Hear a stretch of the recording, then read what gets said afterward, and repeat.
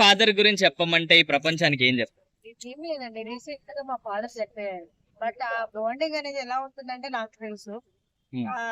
కొన్ని విషయాలు చాలా మందితో షేర్ చేసుకోలేము. అలాంటి ప్రతి ఒక్కటి కూడా అందరూ సమాజంలో వాళ్ళతోటి మా అమ్మాయి బయటకెళ్తే ఎలా బతుకుతుంది ఏంటని ఆలోచిస్తున్న టైంలో కూడా మా డాడీ ఎవరి నమ్మినా నమ్మకపోయినా ఫస్ట్ మన ఇంట్లో ఉండే బెస్ట్ ఫ్రెండ్ అనేది ఫాదర్ ఫ్రెండ్. ఎవరైనా సరే మా అమ్మాయి అంటే ఏంటి అనేది సమాజం కంటే ముందు తన బిడ్డ గురించి తనకే తెలుస్తుంది. వాళ్ళు ఎలా అనుకుంటారు బయటకెళ్ళి జాబ్ చేస్తే వీళ్ళు ఇలా అనుకుంటారనే బదులు నా బిడ్డ బయటకెళ్తే ఎలా బతుకుతున్న విషయం ఒకటి గుర్తించేది ఫస్ట్ ఫాదరే. ఏ విషయాన్ని ఎవరికి షేర్ చేస్తున్నా చేసుకోకపోయినా ఈ రోజులలో ఉన్న ట్రెండ్ ప్రకారం అయితే నాకు తెలిసి 90% నా ఫాదరే నాకు బెస్ట్ ఫ్రెండ్ అండి.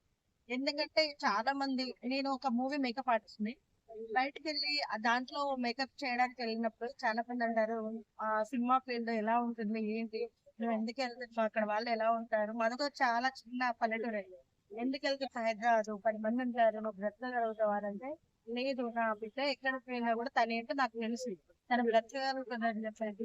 ఇంట్లో నుంచి తన దగ్గర ఉన్న పాప మా డాడీ రోజు కూలి అండి. రోజు మామూలుగా ఏమంటారు సుతార్పణకి వాడికి ఇవ్వడు మా డాడీ ఆ డబ్బులు ఇచ్చి మరీ పంపించాడు.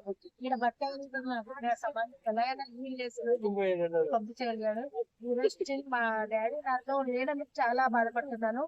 ఇక్కడికి వచ్చాను సక్సెస్ఫుల్ ఒక మేకప్ ఆర్టిస్ట్ అయ్యాను.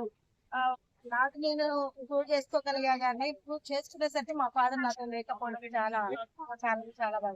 ఒక బెస్ట్ మెమరీ మీ ఫాదర్ తో అంటే ఏం చెప్తారు? నా ఫాదర్ తోటి నేను పెంచు మెమరీ అంటే నా ఫస్ట్ నేను మేకప్ డబ్బులు కూడా మా డాడీ ఫస్ట్ ఫ్లైట్ ఎక్కిస్తారండి.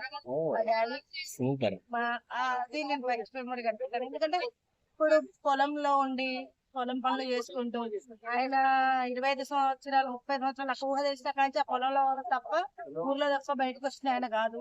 హైదరాబాద్ వచ్చి ఇది అలా ఉంటుంది ఇది అని అని మా డాడీ హైదరాబాద్ తీసుకొచ్చి ఫ్లైట్ మంచిగా ట్యాంక్ బండ్ ఇవన్నీ చూపించారు. చనిపోయే ముందు కూడా మా డాడీకి ఒక బిడ్డ లెక్క అంటే కొడుకు బదులు బిడ్డ లెక్క ఎక్కువ చేస్తున్నాను. కొడుకు లెక్క చాలా వరకు ట్రై చేస్తాను కానీ ఆయన ఇంకా నాకు లేరు తెలిసి మాట్లాడుతూ ఎమోషన్ అయిందంటే అదొక స్పీచ్ మూవీ అనుకుంటుంది.